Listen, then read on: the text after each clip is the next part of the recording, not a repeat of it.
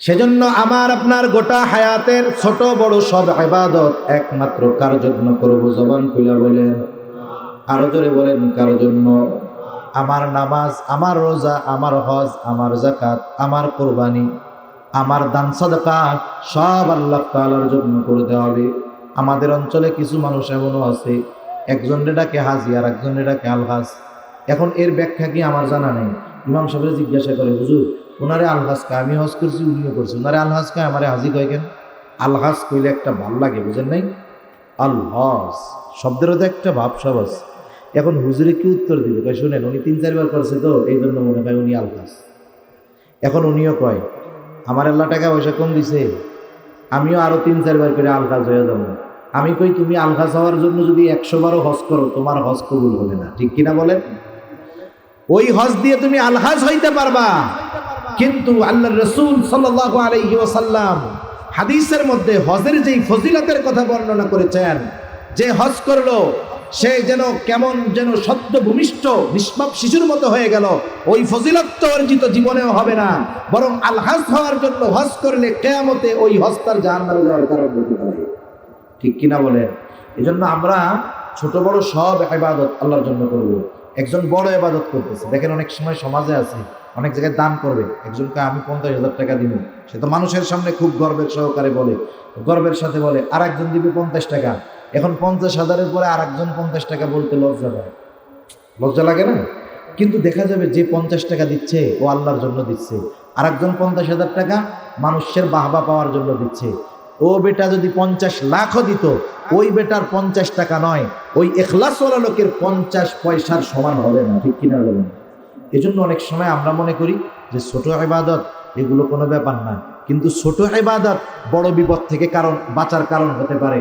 এজন্য নবীজি বলেছেন, আয়েশা সিদ্দিকা রাদিয়াল্লাহু তাআলা আনহা থেকে বর্ণিত, যে আয়েশা তুমি কখনো কোনো ইবাদতকে ছোট মনে করবা না, কোনো গুনাহকে ছোট মনে করবা না, কারণ হতে পারে ওই ছোট ইবাদতটা নাজাতের কারণ হতে পারে, আবার ওই ছোট গুনাহটার কারণে আল্লাহ শাস্তি দিতে পারে, ঠিক কিনা বলেন? প্রসিদ্ধ ঘটনা আমরা শুনি যে একজন দুশ্চরিত্রা মহিলা, সে একটা পিপাসিত কুকুরকে মুজার মধ্যে ভিজাইয়া পানি পান করানোর কারণে নাজাত পেয়ে গেছে, আল্লাহ তাকে মাফ করে দিছে। আর একজন একটা বিড়ালকে বেঁধে রাখছে, খাবারও দেয় নাই, ছাড়েও নাই, এখন বিড়ালটা মারা গেছে। নবীজি বলেন এই কারণে আল্লাহ তাআলা তাকে শাস্তি দিবে। তাহলে আমাদের ছোটখাটো ইবাদত গুলো বড় বিপদ থেকে বাঁচার কারণ হতে পারে যদি আল্লাহ তাআলার সন্তুষ্টির জন্য করি। করা যাবে তো ইনশাআল্লাহ?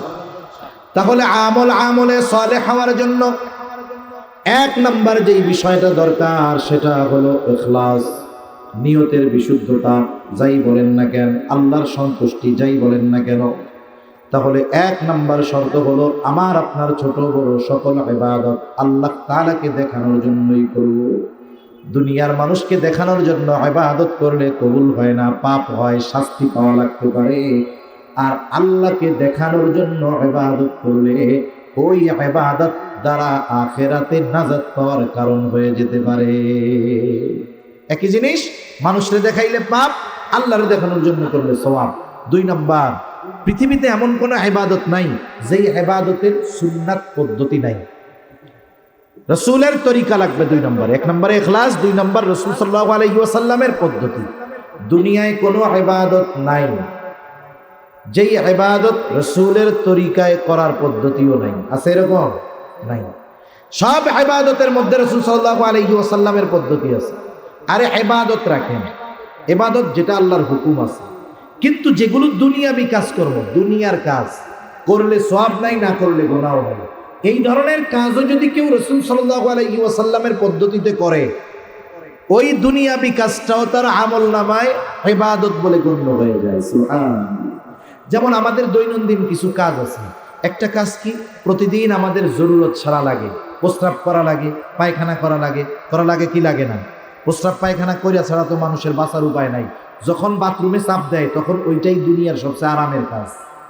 ওইটা যদি না করে কি কষ্ট বুঝতে পারবে? এজন্য মানুষরা এখন ট্রেডিশন পাল্টায়া দিছে, ঘর বাড়ি যা করুক বাথরুমটারে টাইলস টুইলস দিয়ে সুন্দর মতো আগে করে, যে কোনো জায়গায় আগে বাথরুমটাকে সুন্দর করো। অথচ বাথরুমে যাইয়া কি কয় ঘন্টা থাকবে? সারাদিনে নাইলে সর্বোচ্চ আধা ঘন্টা 1 ঘন্টা থাকবে।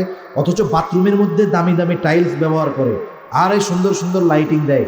কারণ ওই বেটা মনে হয় বুঝে যে এইখানে থাকবো কম সময়, কিন্তু এই কামটা সবচেয়ে আরামে। এই জন্য এই জায়গাটা খুব ভালো মতো বানাইতে হবে। এখন দেখেন, একজন মানুষ প্রত্যেকেরই জরুরত ছাড়ার দরকার আছে। এখন কেউ যদি এই চিন্তা করে এত টাকা দিয়ে 10 লাখ টাকা খরচ করে আমি বাথরুম বানাইলাম, এখানে যদি দৈনিক 3 ঘন্টা না থাকি তাইলে হয় নাকি? এই কাজ কি কেউ করে নাকি? বাথরুম যত হাই কোয়ালিটির হোক, কাজ শেষ তো ওই জায়গায় আর 5 সেকেন্ডও দাঁড়াইতে মন চায় না। কেউ যদি লক্ষ টাকা খরচ করে বাথরুম করে, সারা জীবনেও যদি একবার ওই জায়গায় জরুরত না আসারে, কিয়ামতের দিন তারে জিজ্ঞাসা করা হবে না। আবার কেউ যদি বাথরুম করতে গিয়ে সময় বেশি লাগায়, এই কারণে তার সওয়াবও হবে না। তবে বাথরুম করতে গিয়ে যদি নবীজির পদ্ধতি অনুসরণ করে, মনে করেন ঘুম থেকে সকালবেলায় উঠছে, আজান শুনছে, ঘুম ভাঙছে, ফজরের নামাজে আসবে, এখন চিন্তা করতেছে যে আমি কি শুধু প্রস্রাব করেই চলে যাব না ওযু করেই নামাজে যাব? নামাজের সময় তো আছে, তাহলে যদি নামাজের মধ্যে প্রস্রাব পায়খানার বেগে চাপ দেয়, তাইলে নামাজের মধ্যে ইতমিনান যতটুক এটুক থাকা অসম্ভব। কারণ তখন মোড়ামুড়ি শুরু করবে। ইমাম সাহেব যদি ইন্না আতাইনা কাল কাউসারও পড়ে, তখন মনে হবে যে ইয়া বড় সূরা পড়তেছে। তাইলে আমি জরুরতটা সারি কেন? যেন নামাজটা আমি খুব প্রশান্তির সাথে পড়তে পারি। এই উদ্দেশ্য কইরা এবার উনি মাথার মধ্যে টুপি দিছে বা গামছা দিছে, কারণ মাথা ঢেকে রেখে বাথরুমে যাইতে হয়।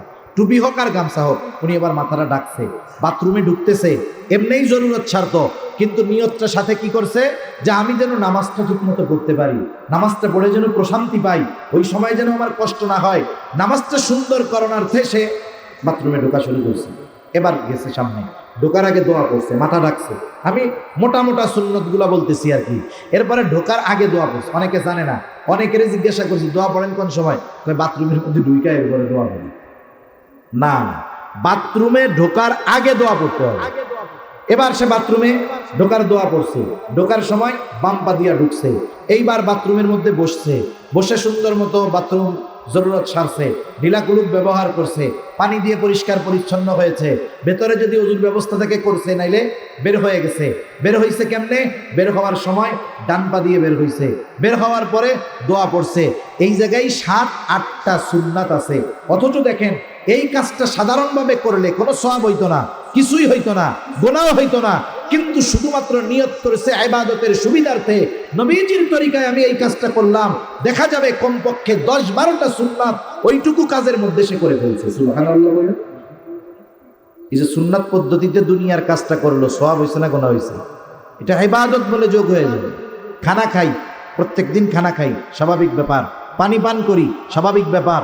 আমি পানিটা ডান হাতে পান করব, বসে পান করব, 3 ডোকে নয়, 3 শ্বাসে পানি পান করব। অনেকে মনে করে পানি মনে হয় 3 ডোক, 1 ডোক নিলাম, 2 ডোক নিলাম, না না, 3 শ্বাস। একবার নিছি, বিরতি বিরতি বিরতি, এই যে 3 বার 3 শ্বাসে পান করব, বসে পান করব, পান করার আগে বিসমিল্লাহ বলবো, শেষে আলহামদুলিল্লাহ বলবো। হিসাব করে দেখেন 7-8টা সুন্নাত এই পানির মধ্যে হয়ে গেল। সওয়াব হবে কি হবে না? আপনি রাস্তা থেকে বাজারে যান, মসজিদে যান, প্রয়োজনে যান, অনেক সময় হেঁটে যান, আপনি যদি নিয়ত করেন যে নবীজি ডান পাশ দিয়ে হাঁটতেন, ডান পাশ দিয়ে চলা সুন্নাত, এই নিয়তে ডান পাশ দিয়ে পথ চললেন, বলেন তো এই পথ চলাও ইবাদত হবে কি হবে না? তার মানে সুন্নাত হইল এমন এক জিনিস, এমন এক জিনিস, ওইটাকে দুনিয়ার যে কোনো বৈধ কাজের সাথে যদি খালি লাগায় দেওয়া হয়, ওই বৈধ কাজটাও ইবাদত বলে গণ্য হয়ে যায়। আর নামাজ রোজার মধ্যে যে সুন্নাত থাকবে না, এটা তো হইতেই পারে না। তাইলে নবীজির সুন্নাত ইবাদত কবুলের দ্বিতীয় শর্ত। আমরা অনেক সময় মনে করি যে সুন্নাতের পরিভাষা বা সুন্নাতের অর্থ হইল যেটা করলে সওয়াব, না করলে গুনাহ নাই। অনেকে ভাবে এরকম। না না, কিছু সুন্নাত তো ফরজ আছে, কিছু সুন্নাত ওয়াজিব, কিছু সুন্নাত স্বাভাবিক সুন্নাত। এখন কয় সুন্নাত আবার ফরজ হয় কেমনে? আচ্ছা, কোরআনুল কারীমের মধ্যে নামাজের হুকুম, নামাজের কথা আছে 82 জায়গায়। কত জায়গায়? বিষয়টা কিন্তু এমন না। মুফাসসিরিনে কেরাম বলেন যে 82 জায়গায় আল্লাহ তাআলা একই কথা বলছেন, তাইলে এক কথা বারবার বলা হইল না? না না, 82 জায়গায় নামাজের কথা বলায় কমপক্ষে 82টা উদ্দেশ্য আছে আল্লাহ তাআলার কমপক্ষে 82টা উদ্দেশ্য আছে। আমার ওদিকে যাওয়ার সময় নাই, সুযোগও নাই। মোট কথা হইল, কোরআনুল কারীমের মধ্যে একবার যদি কথাটা আসতো নামাজের যেমন গুরুত্ব, 100 বার আসলেও তেমন গুরুত্ব। কিন্তু আমরা তো সাধারণ মানুষ, আমরা সংখ্যার কারণে গুরুত্ব একটু বেশি মনে করি, ওইটাই ধরেই নিলাম। 82 বার নামাজের কথা আসছে। কিন্তু বলেন তো, দুনিয়ার কোন মুফাসসির সাহেবকে, আলেমকে নবীজির সুন্নাত বাদ দিয়ে, নবীজির হাদিস বাদ দিয়ে, শুধু কোরআন ধরায় দিয়ে যদি বলা হয় যে এক কাজ করো, আমরা ফজরের 2 রাকাত ফরজ নামাজ অথবা সুন্নাত নামাজ যেভাবে পড়ি, শুধুমাত্র কোরআন থেকে এটাকে বের করে দাও, কিয়ামত পর্যন্ত সম্ভব? জোরে বলেন সম্ভব? তাহলে কোরআনে আল্লাহ তাআলা নামাজের আদেশ দিয়েছেন কোরআনে।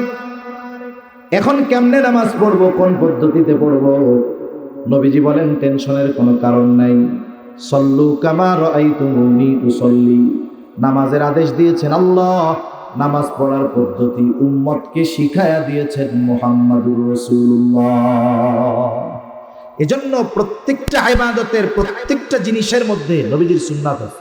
যেমন কেউ যদি কয় রুকু করা, আল্লাহ বলেন ওয়ারকাউ মা'আর রাকিঈন, রুকু করা এটা ফরজ। রুকু করা কি বলেন না? ফরজ। এখন রুকু মানে কি? ঝুঁকা। আপনি যদি দাঁড়ায় থেকে এতটুকু ঝুঁকেন, এটাও তো ঝুঁকা হয়ে গেল।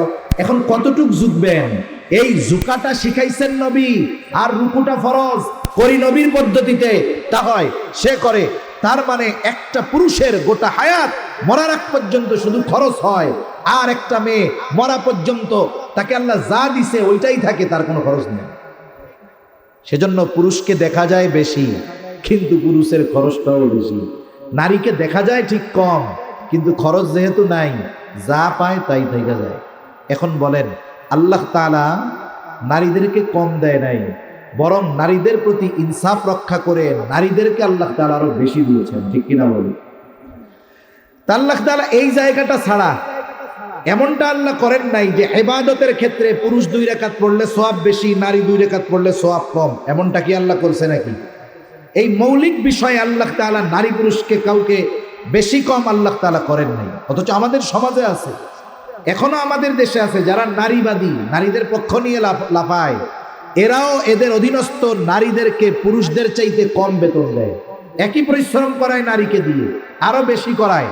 দেখা যাবে কি সে নারী হওয়ার কারণে তাকে পারিশ্রমিক কম দেয়। সমাজে আছে না নাই? আছে।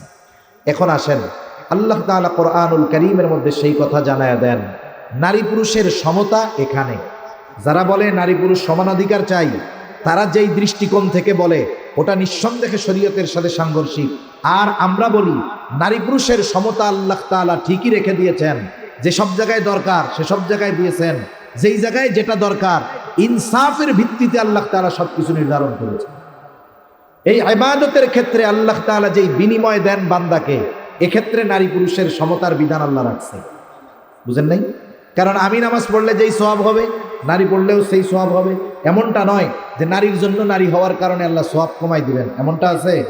এই কথাই আল্লাহ তাআলা বলেন, মান আমিলা সালিহাম মিন যাকারিন আও উনসা ওয়া হুয়া মুমিন ফালানুহয়িয়ান্নাহু হায়াতান তাইয়্যিবাহ ওয়া লানাজজিয়ান্নাহুম আজরাহুম বিআহসানি মা কানু ইয়ামালুন। আল্লাহ রাব্বুল আলামিন বলেন, মান আমিলা সালিহাম মিন যাকারিন আও উনসা ওয়া হুয়া মুমিন, যে নেক আমল করে, আমলে সালেহ করে, ঈমান অবস্থায় হোক নারী অথবা পুরুষ, নারী হোক আর পুরুষ হোক, যে ঈমান অবস্থায় আমলে সালেহ করে, আল্লাহ রাব্বুল আলামিন বলেন ওই ঈমানদার নারী পুরুষের জন্য আল্লাহ তাআলা 2 ধরনের পুরস্কার রেখেছেন। আল্লাহ তাআলা বলেন এক ধরনের পুরস্কার দেওয়া হবে দুনিয়ায়, ফালানুহয়িয়ান্নাহু হায়াতান তাইয়্যিবাহ। 1 নাম্বার, আল্লাহ তাআলা বলেন তাকে দুনিয়ায় পবিত্র জিন্দেগি দেওয়া হবে, পবিত্র হায়াত তাকে দেওয়া হবে। আর 2 নাম্বার পুরস্কার, দ্বিতীয় ধরনের পুরস্কার আল্লাহ তাআলা বলেন ওয়ালা নাজজিয়ান্নাহুম আজরাহুম বিআহসানি মা কানু ইয়ামালুন। দ্বিতীয় ধরনের পুরস্কার তাকে দেওয়া হবে আখিরাতে। কি দেওয়া হবে? বলে দুনিয়ায় সে যা করছে তার চাইতে বহুগুণ বেশি প্রতিদান তাকে আখিরাতে দেওয়া হবে। তাহলে মুমিন মুমিনাত সে যদি আল্লাহ তাআলার সন্তুষ্টির জন্য ইবাদত করে তথা আমলে সালেহ করে, তাহলে 2 ধরনের পুরস্কার। প্রথম বিষয় হলো ঈমান তো থাকতে হবে, এটা মাস্ট বি। ঈমানবিহীন আল্লাহ তাআলার কাছে কোনো প্রকারের ইবাদত গ্রহণযোগ্য হবে না। যে কোনো ইবাদত আল্লাহ তাআলার কাছে কবুল করাতে হলে ঈমান লাগবেই লাগবে, এটার বিকল্প কোনো কিছু নাই। 2 নাম্বার, আল্লাহ তাআলা শুধু আমল বলেন নাই, বলেছেন আমলে সালেহ। শুধু আমল আর আমলে সালেহ এই দুইটার মধ্যে অবশ্যই পার্থক্য আছে। একটা মানুষ করলেই সেটা কাজ হয়, আমল হয়, কিন্তু যখন ওই কাজটা আল্লাহ তাআলার কাছে কবুল হয় তখন ওই কাজটা তথা ওই আমলটা আমলে সালেহ হয়। একজন নামাজ পড়ছে, সাউন্ড একটু বাড়াও। একজন নামাজ পড়ছে, নামাজ পড়াটা আমল। এখন ওর আমলটা আমলে সালেহ কখন হবে? যখন ওই নামাজটা আল্লাহর কাছে কবুল হবে। এখন কার আমল আমলে সালেহ হবে? অনেকগুলো শর্ত কোরআন হাদিসের আলোকে বুজুর্গানে দ্বীন বলেন। আমি কয়েকটা শর্তের কথা আপনাদের খেদমতে বলবো। এই শর্তগুলো ঠিক রেখে যদি আমরা আমল করি, ওই আমল যদি ছোট হয় ওই আমলটা আল্লাহর কাছে আশা করা যায় কবুল হবে, এবং ওই আমলটা আমলে সালেহ হবে ইনশাআল্লাহ। 1 নম্বরে আমল কবুল হওয়ার জন্য তথা আমলে সালেহ হওয়ার জন্য 1 নম্বর যেটা দরকার সেটা হলো আল্লাহ তাআলার সন্তুষ্টি তথা ইখলাস দরকার। আমার সারা জিন্দেগির আমল, এটা যত আমল হোক, বড় হোক আর ছোট হোক, আমার সকল আমলগুলো একমাত্র আল্লাহ তাআলার উদ্দেশ্যেই করতে হবে। আল্লাহ তাআলা কোরআনুল কারীমের মধ্যে বলেন, ওয়ামা উমিরু ইল্লা লিয়াবুদুল্লাহা মুখলিসিনা লাহুদ্দীন। ইখলাসের সাথে যতক্ষণ না আমল হবে ততক্ষণ ওই আমল যত বড় হোক আল্লাহ তাআলার কাছে ওই আমলটা কবুল হবে না। এজন্য আল্লাহ সুবহানাহু ওয়া তাআলার কাছে ওই আমলটাই সুন্দর, গ্রহণযোগ্য, যেটা আল্লাহর জন্য করা হয়। আল্লাহ তাআলা কিন্তু আমাদের কাছে বেশি আমলের কথা বলেন না। আল্লাহ তাআলা কোরআনুল কারীমের মধ্যে সুন্দর আমলের কথা বলছে, সুন্দর। আল্লাহ তাআলা সূরা মুলকের মধ্যে বলেন, আল্লাযী খালাকাল মাউতা ওয়াল হায়াতা লিয়াবলুয়াকুম আইয়ুকুম আহসানু আমালা। আল্লাহ তাআলা বলেন, তিনি আল্লাহ। কে বলে? আল্লাযী খালাকাল মাউতা ওয়াল হায়া, যে মৃত্যু এবং জীবন সৃষ্টি করেছেন। কেন? বলে লিয়াবলুয়াকুম, তোমাদের পরীক্ষা করার জন্য তথা আমাদের পরীক্ষার জন্য আল্লাহ তাআলা মউত এবং হায়াত, মরণ এবং জীবন আল্লাহ সৃষ্টি করেছেন। বললাম কিসের পরীক্ষা? আল্লাহ তাআলা বলেন পরীক্ষা হলো আইয়ুকুম আহসানু আমালা, পরীক্ষাটা হলো তোমাদের কারা আমল কত সুন্দর। আইয়ুকুম আকসারু আমালা আল্লাহ বলেন যে কে কত আমল করতে পারে, এটা বলেন নাই। আল্লাহ তাআলা বলতেছেন পরীক্ষা হলো কার আমল কত সুন্দর। এই জন্য আমাদেরকে আগে বুঝতে হবে আসলে সুন্দরের সংজ্ঞাটা কি। আমরা আমাদের কাছে সুন্দরের সংজ্ঞা হইল যেটা চোখ দিয়ে দেখার পরে আমার আপনার অন্তর তৃপ্ত হয়। চোখ দিয়ে দেখলে ভালো লাগে, আমরা বলি এটা সুন্দর, দেখতে ভালো লাগতেছে। একটা মেয়ের চেহারা ভালো, বলে সুন্দর। তারপরে একটা জিনিস খুব ভালো মতো বানাইছে, বলে সুন্দর। চেয়ারটা সুন্দর, ফার্নিচারটা সুন্দর, ছেলেটা সুন্দর। তাহলে আমরা সুন্দর বলি কখন? যখন আমাদের চোখ ওই জিনিসটা দেখে তৃপ্ত হয়। আমাদের সামনে যদি একজন আফ্রিকার মানুষকে আইনা দেওয়া হয়, এই যে ইথিওপিয়ার মানুষ, ওদেরকে দেখার পরে কি আমরা সুন্দর বলবো? কতজনে ওরে কালারে, এর যে কুড়োর তলের কালি আরো সাদা, কলমের কালির চাইতে কালা। তার মানে দেখেন এটা আমাদের কাছে সুন্দর না, কিন্তু আল্লাহ তাআলার কাছে তো এই সংজ্ঞা চলবে না। আল্লাহ তাআলার কাছে সৌন্দর্য নির্ভর করে ইখলাসের ভিত্তিতে, অন্তরের ভিত্তিতে সৌন্দর্য আল্লাহ তাআলা নিরূপণ করেন। এই জন্য তার কলব, যার কলব যত সুন্দর, যার ইখলাস যত ভালো, যার নিয়ত যত পরিশুদ্ধ, আল্লাহ তাআলার কাছে সে তত সুন্দর। একটা মানুষের দৈহিক গঠন যতই সুন্দর হোক না কেন, অন্তর যদি রোগে ভরা থাকে, দুনিয়ার মানুষ তাকে সুন্দর বলতে পারে, কিন্তু আল্লাহ তাআলার কাছে সে সুন্দর নয়। এ দুনিয়ার অনেক মানুষ দুনিয়া থেকে চলে গেছে, আমাদের দৃষ্টিতে তারা সুন্দর ছিল না, চেহারা কালো ছিল, কিন্তু তাদের অন্তর আল্লাহ তাআলার মহব্বতের, নবীর মহব্বতে ভরপুর ছিল। ঠিক কিনা বলেন? এ মানুষগুলো আমরা সুন্দর না বললেও আল্লাহ তাআলার কাছে সুন্দর। এজন্য ওই ইবাদতটা সুন্দর হবে যেই ইবাদতের মধ্যে আল্লাহর সন্তুষ্টি আছে, ইখলাস আছে। অনেক সময় আমরা দেখি একজন নামাজ পড়তেছে খুব ধীরস্থিরতার সাথে, আমি হুজুর আইসা মসজিদের মধ্যে নামাজে দাঁড়ায় গেছি, খুব সুন্দরভাবে ধীরস্থিরতার সাথে কেরাত পড়তেছি, দীর্ঘ সময় নিয়ে রুকু করতেছি, রুকু থেকে উঠে আবার সুন্দর মতো দীর্ঘ সময় দাঁড়ায় আছি, আর মনে মনে চিন্তা করতেছি আমি একাই তো নামাজ পড়ি, চারদিকে মুসল্লি আমার দিকে তাকায় আছে, আমারে মনে হয় এরা খুব বুজুর্গ বলবে। বলেন তো এই নামাজ আপনারা দেখা হয়তো কইতে পারেন, দেখ হুজুর কত সুন্দর রুকু সেজদা করে, হুজুর কত সুন্দরভাবে কেরাত করতেছে, একেবারে ধীরস্থিরতার সাথে সুন্দরভাবে হুজুর নামাজটা শেষ করলো, কিন্তু মনের মধ্যে আমার উদ্দেশ্য ছিল আপনারা দেখা জানি এই কথাটা কন। এখন বলেন আপনারা ঠিকই আমার নামাজটা দেখে সুন্দর বললেন, কিন্তু ওই ইবাদতটা কি আল্লাহর কাছে সুন্দর হয়েছে নাকি? আল্লাহর কাছে ওই ইবাদত সুন্দর হয় নাই। এজন্য ইবাদত যত বড় হোক আর ছোট হোক, যদি আল্লাহর জন্য না হয় ওই ইবাদত আখিরাতের নাজাত পাওয়া তো বহুদূর, ওই ইবাদত তার জাহান্নামে যাওয়ার কারণ না। প্রসিদ্ধ হাদিস আছে তো, রাসূল আকরাম সাল্লাল্লাহু আলাইহি ওয়াসাল্লাম বলেন, কিয়ামতের দিন সর্বপ্রথম তিন শ্রেণীর মানুষকে হিসাবের জন্য ডাকা হবে। এক নাম্বার, একজন শহীদকে ডাকা হবে। শহীদ রক্তাক্ত অবস্থায় আল্লাহর সামনে হাজির হয়ে যাবে।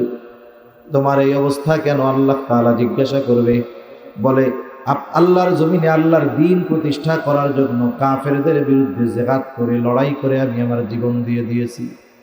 আল্লাহ তাআলা জিজ্ঞাসা করবেন, বুঝলাম এই জন্য লড়াই করছো, কিন্তু মূল উদ্দেশ্য কি ছিল, কার জন্য করছো? লোকটা এবার বলবে, আল্লাহ শুধুমাত্র আপনার সন্তুষ্টির জন্য জিহাদ করেছি। আল্লাহ তাআলা বলবেন, না বান্দা তুমি মিথ্যা বলতেছো, কারণ আল্লাহ তাআলা অন্তর্যামী, তিনি আমার আপনার সকলের মনের খবর জানেন। আল্লাহ তাআলা বলবেন, না বান্দা তুমি মিথ্যা বলতেছো, আমি তোমার অন্তরের খবর জানি। তুমি যুদ্ধ করেছো যাতে করে দুনিয়ার মানুষ তোমার যুদ্ধের প্রশংসা করে, বীরত্বের প্রশংসা করে। যে উদ্দেশ্যে তুমি দুনিয়ায় যুদ্ধ করেছো, মানুষ তোমাকে বীর ডেকেছে, তোমার বীরত্বের প্রশংসা করেছে, তার মানে উদ্দেশ্য যেটা ছিল সেটা দুনিয়ায় পাওয়া গেছো। সুতরাং আমি আল্লাহর তরফ থেকে তোমার জন্য কিছু নাই, তুমি চলে যাও, তোমার ঠিকানা হলো চিরস্থায়ী জাহান্নাম। আরেকজন দানবীরকে ডাকা হবে, জিজ্ঞাসা করা হবে, আমি আল্লাহ তোমাকে এত সম্পদ দিলাম, সম্পদগুলা কোথায় ব্যয় করেছো? লোকটা বলবে, আল্লাহ ইলম অর্জন করেছে। যারা মাদ্রাসায় পড়ে এরা জানে মাদ্রাসায় পড়া কত কষ্টকর, খাবারের কষ্ট, থাকার কষ্ট, ঘুমের কষ্ট। এত পরিশ্রম করে ইলম অর্জন করার পরে আমরা যদি এই চিন্তা করি যে আমার এই ইলমটাকে আমি টাকা কামানোর মাধ্যম বানায় নিব, আমার ইলম দ্বারা আমি মানুষের প্রশংসা অর্জনের চেষ্টা করব, মানুষ আমার ইলমের প্রশংসা করবে, মানুষ আমার কণ্ঠের প্রশংসা করবে, মানুষ আমাকে মাথায় তুলে নাচবে, আমি যদি এই আশা করি, আমার এই ইলম আমার নাজাত তো বহুদূর, আমার জাহান্নামে যাওয়ার কারণ হয়ে যাবে। ঠিক কিনা বলে? কেন হবে? কারণ কি? একজন ইবাদত করে নাই, ও ইবাদত না করার কারণে শাস্তি পাবে, নাইলে আল্লাহ তাআলা যদি চায় ওরে মাফ করে দিবে যদি শিরিক না করে। কিন্তু একজন ব্যক্তি ইবাদত কইরাও কেন শাস্তি পাবে? বলেন তো, ইবাদতের একমাত্র হকদার কে? একটু জোরে বলেন না, কে? আল্লাহর হক ইবাদত করা। হাদিসের মধ্যে আসছে আল্লাহ তাআলার হক হইল কি? তার ইবাদত করা, তার সাথে কারো শরীক না করা। কেউ যদি শিরক করে তাহলে সবচাইতে বড় হক সে আল্লাহর নষ্ট করে। এখন কেউ যদি ইবাদতটা আল্লাহকে বাদ দিয়ে অন্য কাউকে সন্তুষ্ট করার জন্য করে, এটাও সে শিরক করে। সে কি করে বলেন না?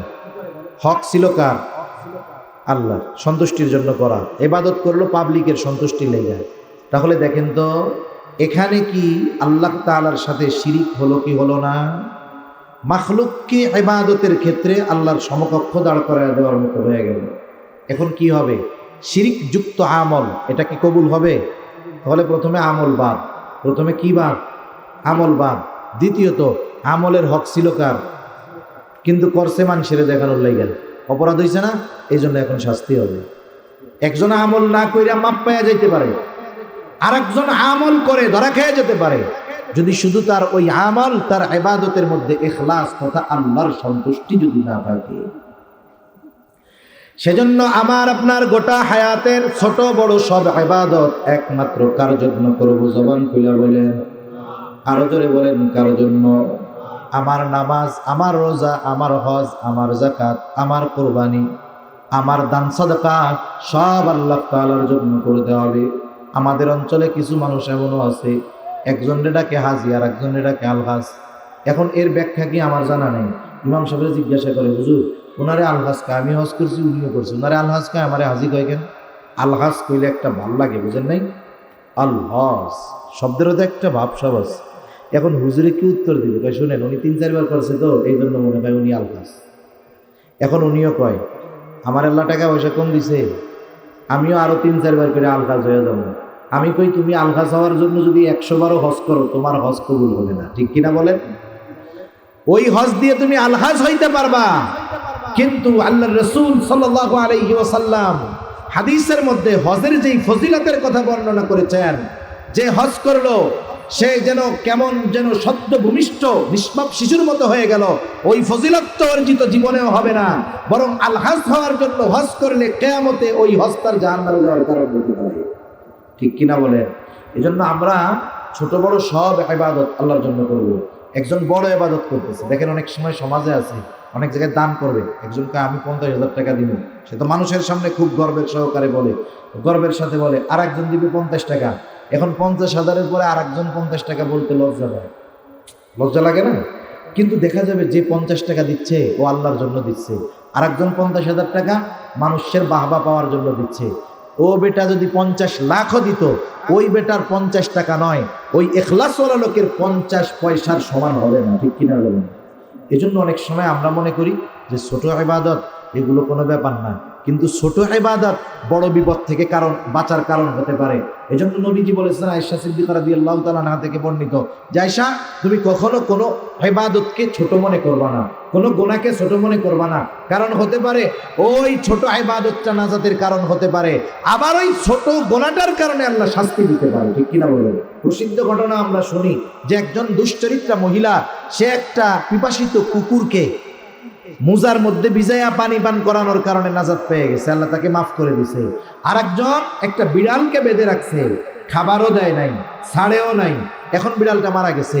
নবীজি বলেন এই কারণে আল্লাহ তাআলা তাকে শাস্তি দিবে। তাহলে আমাদের ছোটখাটো ইবাদত গুলো বড় বিপদ থেকে বাঁচার কারণ হতে পারে যদি আল্লাহ তাআলার সন্তুষ্টির জন্য করি। করা যাবে তো ইনশাআল্লাহ? তাহলে আমলে সালেহ হওয়ার জন্য 1 নম্বর যেই বিষয়টা দরকার সেটা হলো ইখলাস, নিয়তের বিশুদ্ধতা। যাই বলেন না কেন, আল্লাহর সন্তুষ্টি যাই বলেন না কেন। তাহলে 1 নম্বর শর্ত হলো আমার আপনার ছোট বড় সকল ইবাদত আল্লাহ তাআলাকে দেখানোর জন্যই করব। দুনিয়ার মানুষকে দেখানোর জন্য ইবাদত করলে কবুল হয় না, পাপ হয়, শাস্তি পাওয়া লাগতে পারে। আর আল্লাহকে দেখানোর জন্য ইবাদত করলে ওই ইবাদত দ্বারা আখিরাতে নাজাত পাওয়ার কারণ হয়ে যেতে পারে। একই জিনিস, মানুষরে দেখাইলে পাপ, আল্লাহরে দেখানোর জন্য করলে সওয়াব। 2 নম্বর, পৃথিবীতে এমন কোনো ইবাদত নাই যেই ইবাদতের সুন্নাত পদ্ধতি নাই, রাসূলের তরিকা লাগবে। 2 নম্বর, 1 নম্বরে ইখলাস, 2 নম্বর রাসূল সাল্লাল্লাহু আলাইহি ওয়াসাল্লামের পদ্ধতি। দুনিয়ায় কোনো ইবাদত নাই যেই ইবাদত রাসূলের তরিকায় করার পদ্ধতিও নাই। আছে এরকম? নাই। সব ইবাদতের মধ্যে রাসূল সাল্লাল্লাহু আলাইহি ওয়াসাল্লামের পদ্ধতি আছে। আরে ইবাদত রাখেন, ইবাদত যেটা আল্লাহর হুকুম আছে, কিন্তু যেগুলো দুনিয়াবি কাজকর্ম, দুনিয়ার কাজ করলে সওয়াব নাই, না করলে গুনাহ হয়, এই ধরনের কাজও যদি কেউ রাসূল সাল্লাল্লাহু আলাইহি ওয়াসাল্লামের পদ্ধতিতে করে, ওই দুনিয়াবি কাজটাও তার আমলনামায় ইবাদত বলে গণ্য হয়ে যায়। সুবহানাল্লাহ। যেমন আমাদের দৈনন্দিন কিছু কাজ আছে। একটা কাজ কি, প্রতিদিন আমাদের জরুরত ছাড়া লাগে, প্রস্রাব করা লাগে, পায়খানা করা লাগে কি লাগে না? প্রস্রাব পায়খানা করিয়া ছাড়া তো মানুষের বাঁচার উপায় নাই। যখন বাথরুমে চাপ দেয় তখন ওইটাই দুনিয়ার সবচেয়ে আরামের কাজ। ওইটা যদি না করে কি কষ্ট বুঝতে পারবে। এজন্য মানুষও এখন ট্রেডিশন পাল্টায় দিছে, ঘর বাড়ি যা করুক বাথরুমটারে টাইলস টুইলস দিয়ে সুন্দর মতো আগে করে, যে কোনো জায়গায় আগে বাথরুমটাকে সুন্দর করো। অথচ বাথরুমে যাইয়া কি কয় ঘন্টা থাকবে? সারাদিনে নাইলে সর্বোচ্চ আধা ঘন্টা 1 ঘন্টা থাকবে। অথচ বাথরুমের মধ্যে দামি দামি টাইলস ব্যবহার করে আর এই সুন্দর সুন্দর লাইটিং দেয়, কারণ ওই বেটা মনে হয় বুঝে যে এইখানে থাকবো কম সময়, কিন্তু এই কামটা সবচেয়ে আরামে। এই জন্য এই জায়গাটা খুব ভালো মতো বানাইতে হবে। এখন দেখেন, একজন মানুষ প্রত্যেকেরই জরুরত ছাড়ার দরকার আছে। এখন কেউ যদি এই চিন্তা করে এত টাকা দিয়ে 10 লাখ টাকা খরচ করে আমি বাথরুম বানাইলাম, এখানে যদি দৈনিক 3 ঘন্টা না থাকি তাইলে হয় নাকি? এই কাজ কি কেউ করে নাকি? বাথরুম যত হাই কোয়ালিটির হোক, কাজ শেষ তো ওই জায়গায় আর 5 সেকেন্ডও দাঁড়াইতে মন চায় না। কেউ যদি লক্ষ টাকা খরচ করে বাথরুম করে, সারা জীবনেও যদি একবার ওই জায়গায় জরুরত না সারে, কিয়ামতের দিন তারে জিজ্ঞাসা করা হবে না। আবার কেউ যদি বাথরুম করতে গিয়ে সময় বেশি লাগায়, এই কারণে তার সওয়াবও হবে না। তবে বাথরুম করতে গিয়ে যদি নবীজির পদ্ধতি অনুসরণ করে, মনে করেন ঘুম থেকে সকালবেলায় উঠছে, আজান শুনছে, ঘুম ভাঙছে, ফজরের নামাজে আসবে, এখন চিন্তা করতেছে যে আমি কি শুধু প্রস্রাব করেই চলে যাব না ওযু করেই নামাজে যাব? নামাজের সময় তো আছে। তাহলে যদি নামাজের মধ্যে প্রস্রাব পায়খানার বেগে চাপ দেয়, তাইলে নামাজের মধ্যে ইতমিনান যতটুক এটুক থাকাও অসম্ভব। কারণ তখন মোড়ামুড়ি শুরু করবে। ইমাম সাহেব যদি ইন্না আতাইনা কাল কাউসারও পড়ে, তখন মনে হবে যে ইয়া বড় সূরা পড়তেছে। তাইলে আমি জরুরতটা সারি কেন? যেন নামাজটা আমি খুব প্রশান্তির সাথে পড়তে পারি। এই উদ্দেশ্য কইরা এবার উনি মাথার মধ্যে টুপি দিছে বা গামছা দিছে, কারণ মাথা ঢেকে রেখে বাথরুমে যাইতে হয়। টুপি হোক আর গামছা হোক, উনি এবার মাথাটা ডাকছে, বাথরুমে ঢুকতেছে, এমনিই জরুরত ছাড়তো, কিন্তু নিয়তটা সাথে কি করছে যে আমি যেন নামাজটা ঠিকমতো পড়তে পারি, নামাজটা পড়ে যেন প্রশান্তি পাই, ওই সময় যেন আমার কষ্ট না হয়, নামাজটা সুন্দর করণার্থে সে বাথরুমে ঢোকা শুরু করছে। এবার গেছে সামনে, ঢোকার আগে দোয়া করছে, মাথা ডাকছে। আমি মোটা মোটা সুন্নতগুলা বলতেছি আর কি। এরপরে ঢোকার আগে দোয়া করছে। অনেকে জানে না, অনেকের জিজ্ঞাসা করছি দোয়া পড়েন কোন সময়? বাথরুমের মধ্যে ঢুইকা এরপরে দোয়া করি না, বাথরুমে ঢোকার আগে দোয়া পড়তে হবে। এবার সে বাথরুমে ঢোকার দোয়া পড়ছে, ঢোকার সময় বাম পা দিয়া ঢুকছে, এইবার বাথরুমের মধ্যে বসছে, বসে সুন্দর মতো বাথরুম জরুরত সারছে, ঢিলাকুলুক ব্যবহার করছে, পানি দিয়ে পরিষ্কার পরিচ্ছন্ন হয়েছে, ভেতরে যদি ওযুর ব্যবস্থা থেকে করছে, নাইলে বের হয়ে গেছে। বের হয়েছে কেমনে? বের হওয়ার সময় ডান পা দিয়ে বের হয়েছে, বের হওয়ার পরে দোয়া পড়ছে। এই জায়গায় 7-8টা সুন্নাত আছে। অথচ দেখেন, এই কাজটা সাধারণভাবে করলে কোনো সওয়াব হইতো না, কিছুই হইতো না, গুনাহ হইতো না, কিন্তু শুধুমাত্র নিয়ত করেছে ইবাদতের সুবিধার্থে, নবীজির তরিকায় আমি এই কাজটা করলাম, দেখা যাবে কমপক্ষে 10-12টা সুন্নাত ওইটুকু কাজের মধ্যে সে করে ফেলছে। সুবহানাল্লাহ বলে এই যে সুন্নাত পদ্ধতিতে দুনিয়ার কাজটা করলো, সওয়াব হইছে না গুনাহ হইছে? এটা ইবাদত বলে যোগ হয়ে যাবে। খানা খাই, প্রত্যেকদিন খানা খাই, স্বাভাবিক ব্যাপার। পানি পান করি, স্বাভাবিক ব্যাপার। আমি পানিটা ডান হাতে পান করব, বসে পান করব, 3 ডোকে নয়, 3 শ্বাসে পানি পান করব। অনেকে মনে করে পানি মনে হয় 3 ডোক, 1 ডোক নিলাম, 2 ডোক নিলাম, না না, 3 শ্বাস। একবার নিছি, বিরতি, বিরতি, বিরতি, এই যে 3 বার, 3 শ্বাসে পান করব, বসে পান করব, পান করার আগে বিসমিল্লাহ বলবো, শেষে আলহামদুলিল্লাহ বলবো। হিসাব করে দেখেন 7-8টা সুন্নাত এই পানি পানের মধ্যে হয়ে গেল। সওয়াব হবে কি হবে না? আপনি রাস্তা থেকে বাজারে যান, মসজিদে যান, প্রয়োজনে যান, অনেক সময় হেঁটে যান, আপনি যদি নিয়ত করেন যে নবীজি ডান পাশ দিয়ে হাঁটতেন, ডান পাশ দিয়ে চলা সুন্নাত, এই নিয়তে ডান পাশ দিয়ে পথ চললেন, বলেন তো এই পথ চলাও ইবাদত হবে কি হবে না? তার মানে সুন্নাত হইল এমন এক জিনিস, এমন এক জিনিস, ওইটাকে দুনিয়ার যে কোনো বৈধ কাজের সাথে যদি খালি লাগায় দেওয়া হয়, ওই বৈধ কাজটাও ইবাদত বলে গণ্য হয়ে যায়। আর নামাজ রোজার মধ্যে যে সুন্নাত থাকবে না, এটা তো হইতেই পারে না। তাইলে নবীজির সুন্নাত ইবাদত কবুলের দ্বিতীয় শর্ত। আমরা অনেক সময় মনে করি যে সুন্নাতের পরিভাষা বা সুন্নাতের অর্থ হইল যেটা করলে সওয়াব, না করলে গুনাহ নাই। অনেকে ভাবে এরকম। না না, কিছু সুন্নাত তো ফরজ আছে, কিছু সুন্নাত ওয়াজিব, কিছু সুন্নাত স্বাভাবিক সুন্নাত। এখন কয় সুন্নাত আবার ফরজ হয় কেমনে? আচ্ছা, কোরআনুল কারীমের মধ্যে নামাজের হুকুম, নামাজের কথা আছে 82 জায়গায়। কত জায়গায়? বিষয়টা কিন্তু এমন না। মুফাসসিরিনে কেরাম বলেন যে 82 জায়গায় আল্লাহ তাআলা একই কথা বলছেন, তাইলে এক কথা বারবার বলা হইল না? না না, 82 জায়গায় নামাজের কথা বলায় কমপক্ষে 82টা উদ্দেশ্য আছে আল্লাহ তাআলা। আল্লাহ তাআলার কমপক্ষে 82টা উদ্দেশ্য আছে, আমার ওদিকে যাওয়ার সময় নাই, সুযোগও নাই। মোট কথা হইল, কোরআনুল কারীমের মধ্যে একবার যদি কথাটা আসতো নামাজের, যেমন গুরুত্ব 100 বার আসলেও তেমন গুরুত্ব। কিন্তু আমরা তো সাধারণ মানুষ, আমরা সংখ্যার কারণে গুরুত্ব একটু বেশি মনে করি, ওইটাই ধরেই নিলাম 82 বার নামাজের কথা আসছে। কিন্তু বলেন তো, দুনিয়ার কোন মুফাসসির সাহেবকে, আলেমকে নবীজির সুন্নাত বাদ দিয়ে, নবীজির হাদিস বাদ দিয়ে, শুধু কোরআন ধরায় দিয়ে যদি বলা হয় যে এক কাজ করো, আমরা ফজরের 2 রাকাত ফরজ নামাজ অথবা সুন্নাত নামাজ যেভাবে পড়ি, শুধুমাত্র কোরআন থেকে এটাকে বের করে দাও, কিয়ামত পর্যন্ত সম্ভব? জোরে বলেন, সম্ভব? তাহলে কোরআনে আল্লাহ তাআলা নামাজের আদেশ দিয়েছেন কোরআনে। এখন কেমনে নামাজ পড়বো, কোন পদ্ধতিতে পড়বো? নবীজি বলেন টেনশনের কোনো কারণ নাই। সল্লু কামা রাআইতুমুনি উসাল্লি। নামাজের আদেশ দিয়েছেন আল্লাহ, নামাজ পড়ার পদ্ধতি উম্মতকে শিখায়া দিয়েছেন মুহাম্মাদুর রাসূলুল্লাহ। এজন্য প্রত্যেকটা ইবাদতের, প্রত্যেকটা জিনিসের মধ্যে নবীজির সুন্নাত আছে। যেমন কেউ যদি কয় রুকু করা, আল্লাহ বলেন ওয়ারকাউ মা'আর রাকিঈন, রুকু করা এটা ফরজ। রুকু করা কি বলেন না, ফরজ। এখন রুকু মানে কি? ঝুঁকা। আপনি যদি দাঁড়ায় থেকে এতটুকু ঝুঁকেন, এটাও তো ঝুঁকা হয়ে গেল। এখন কতটুক ঝুঁকবেন, এই ঝুঁকাটা শিখাইছেন নবী, আর রুকুটা ফরজ করি নবীর পদ্ধতিতে।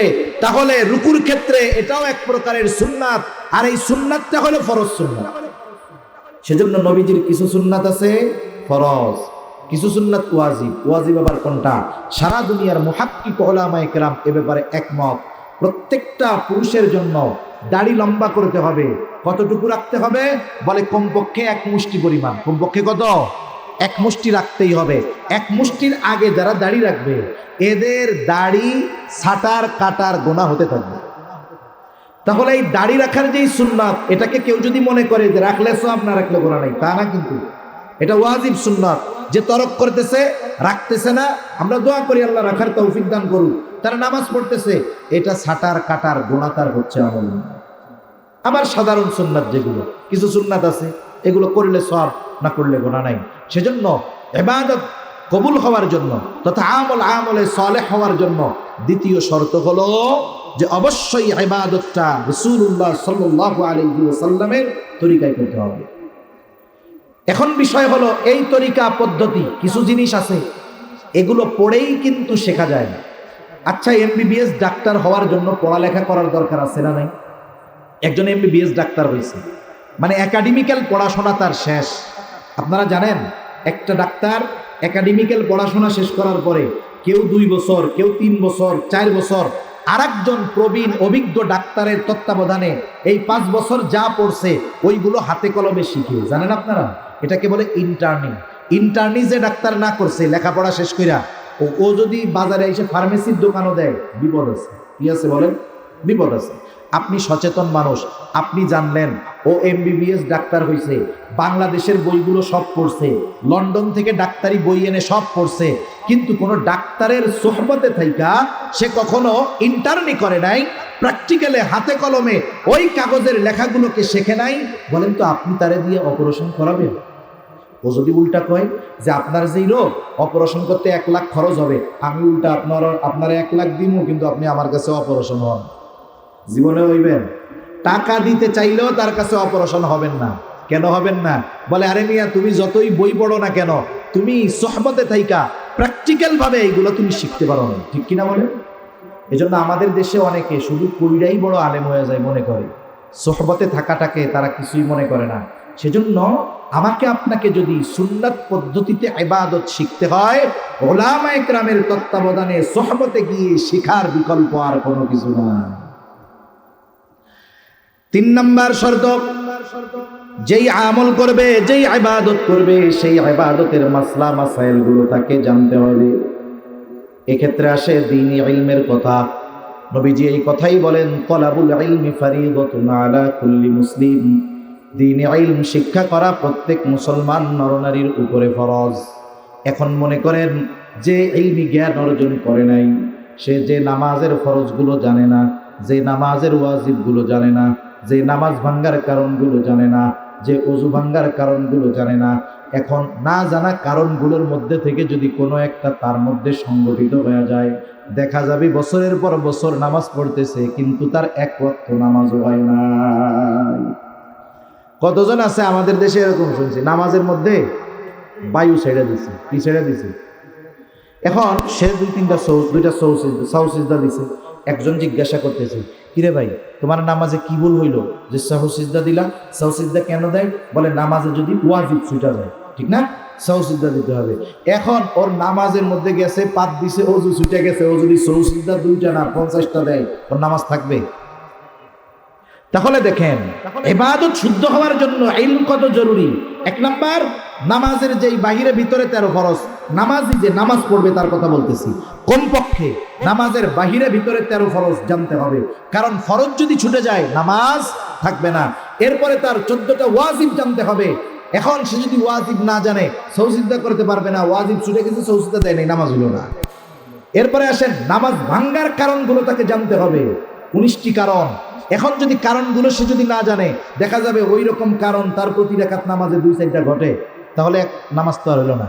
এরপরে তার অজু ভাঙ্গার কারণগুলো জানতে হবে।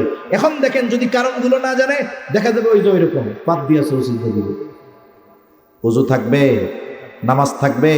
তাহলে চিন্তা করে দেখেন দ্বীনি ইলম শিক্ষা করা কতটা জরুরি। এজন্য ইবাদত কবুল হওয়ার জন্য ওই ইবাদতের মাসলা মাসাইল তার পরিপূর্ণ জানার দরকার। নাইলে দেখা যাবে নিজের অজ্ঞাতসারে অনেক ইবাদত করতেছে কিন্তু কবুল হচ্ছে না। 4 নাম্বার যেটা দরকার সেটা হলো তার খাবারটা হালাল খাবার হইতে হবে। তার খাবারটা হালাল খাবার হইতে হবে। এখানে 2টা জিনিস লক্ষণীয়। একটা হলো শুধু খাবার হালাল হলে হবে না, ওই খাবার কেনার টাকাটাও হালাল হতে হবে। আমাদের দেশের অনেক মানুষ আছে উপার্জনের ব্যাপারে কোনো চিন্তা ভাবনা নাই, যা মন চায় অমনি ধইরা গাপুস গুপুস খায়। কবিতা পড়ছেন না? পুঁটি মাছ পাই না, একটা যদি পাই অমনি ধইরা গাপুস গুপুস খাই। এই কিছু মানুষ আছে উপার্জনের সময় এটা হালাল না হারাম দেখবে না, গাপুস গুপুস ওটা নিয়ে পকেটে জমাবে। পকেটের মধ্যে ঘুষের টাকা 30,000। এখন বাজারে আসছে, দেখে বিশাল বড় এক মহিষ জবাই হয়েছে, বড় মহিষ, বড় গরুর গোস্তের উপরে একটা মজা চাহিদা মানুষের থাকে। এখন ওই লোকের আবার ওয়াজ মনে পড়ে গেছে, পকেটের মধ্যে হলো ঘুষের টাকা। কিসের টাকা? বলেন এটা হালাল না হারাম? জোরে বলেন এটা কি? এখন ওই পকেটে ঘুষের টাকা। মনে রাখবেন, ঘুষ হলো কেউ যদি একজনের কাছ থেকে জুলুম করে, সন্ত্রাসী করে, জোর করে কোনো টাকা নেয়, যেমন এটাও টাকাটা যেমনে নিছে চুরি করিয়া, দখল দিয়া, যেরকম অপরাধ, ওই ঘুষের টাকা নেওয়া তার চাইতে আরো বড় অপরাধ। যদিও কয় যে এটা চা খাওয়ার পয়সা, ওটা কোনো সুযোগ নেই। এখন পকেটের মধ্যে হারাম টাকা, তাহলে ঘুষের টাকা ওই ব্যক্তি যার কাছ থেকে নিছে তার হক নষ্ট করেছে, সে এটা জুলুম করে নিয়েছে সে। এখন পকেটের মধ্যে ওই হারাম টাকা। এখন গরুর গোস্ত দেখে চিন্তা করতেছে, এত বড় গরু এরা কষাই 2জন জবাই দিল কেমনে? ওয়াজে শুনছে যে মক্কা শরীফের দুম্বাও যদি হয়, ওই দুম্বা যদি আল্লাহর নাম ছাড়া যদি অন্য কারো নামে জবাই দেওয়া হয়, ইচ্ছা করে আল্লাহর নাম বাদ যদি দেওয়া হয়, তাহলে ওই দুম্বার গোস্ত হালাল থাকবে। এখন কষাইরে গিয়ে কানে কানে জিজ্ঞেস করবে, ওই এত বড় গরু তোরা 2-3জন জবাই দিলি কেমনে? জবাই দেওয়ার সময় কি আল্লাহর নাম মনে ছিল? কষাইও চালাক কর না, বলে ভাই নামাজ কালাম পড়ি না, নিজের পাপ নিজে, হুজুররা ওয়াজে কইছে শুনছি শিরিক না করলে আল্লাহ মাফ করে দিব। এখন আমি যদি ইচ্ছা করি আল্লাহর নাম বাদ দিয়ে আপনাকে গোস্ত খাওয়াই, তাহলে কি হবে? দেখেন কতজনরে হারাম খাওয়ানো হবে। আমি এত বলদ না, নামাজ কালাম না পড়লে কি হবে? গরু জবাই দেওয়ার সময় আল্লাহর নাম ভুলিনি।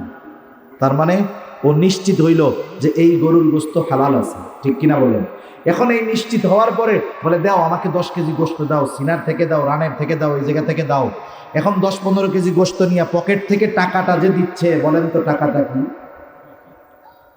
খাবারটা হালাল কিনা এই ব্যাপারে কতটা সচেষ্ট সতর্ক, কিন্তু আপনার উপার্জনটার অবস্থা কি সেটার ব্যাপারে সতর্ক হন না কেন? একই কথা, যেহেতু ওই টাকাটা আপনার নয়, জুলুম করে নিয়েছেন আর একজনের কাছ থেকে, আপনি কেমন যেন ওই টাকা দিয়ে খাবার কিনলেন, তাহলে কি হইল? আপনি কেমন যেন ওকেও ঠকিয়ে ওর কাছ থেকে যেটা কিনলেন ওটাও আপনার জন্য বৈধ হবে না, ঠিক কিনা বলেন? এজন্য খাবার উপার্জন দুটোই হালাল হতে হবে। নবীজি এজন্য বলেন কাসবুল হালালি ফরিদাতুম বাদাল ফরিদা, ফরজ ইবাদতের পরে অন্যতম ফরজ ইবাদত হলো হালাল উপার্জন করা। সাথে সাথে খাবারের ব্যাপারে সচেষ্ট থাকা, কারণ আল্লাহ রাব্বুল আলামিন প্রত্যেকটা রাসূলকে এই নির্দেশ দিয়েছেন। আল্লাহ তাআলা বলেন ইয়া আইয়ুহার রাসূলু কুলু মিনাত তাইয়্যিবাতি ওয়া'মালু সালিহা। আল্লাহ তাআলা বলেন, হে রাসূলগণ, আপনারা পবিত্র খান আর আমলে সালেহ করেন।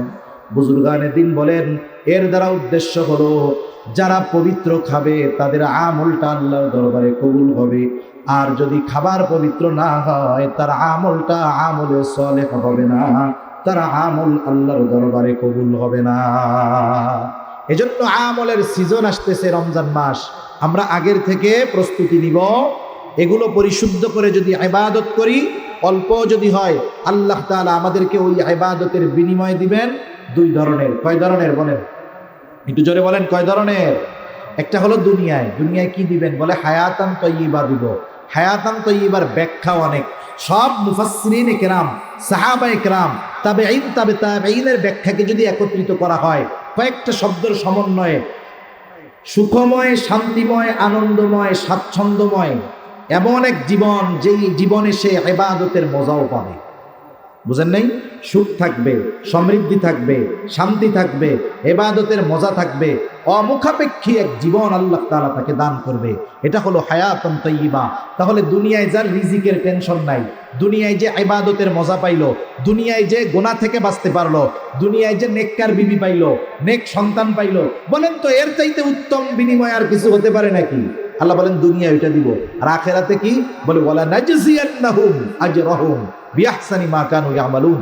অবশ্যই অবশ্যই তারা যা করছে তার চাইতে বহুগুণ বাড়িয়ে আল্লাহ তাআলা প্রতিদান দিবে। আল্লাহ সুবহানাহু ওয়া তাআলা আমাদের সবাইকে এই শর্তগুলোকে